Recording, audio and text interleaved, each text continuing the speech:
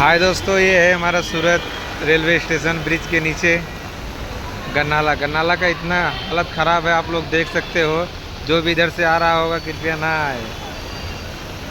ऐसा लग रहा है गन्नाला पूरा बूढ़ जाएगा, आदमी लोग इधर फंस गए हैं। तो आप लोग बहुत ही समझ के इधर से आइएगा।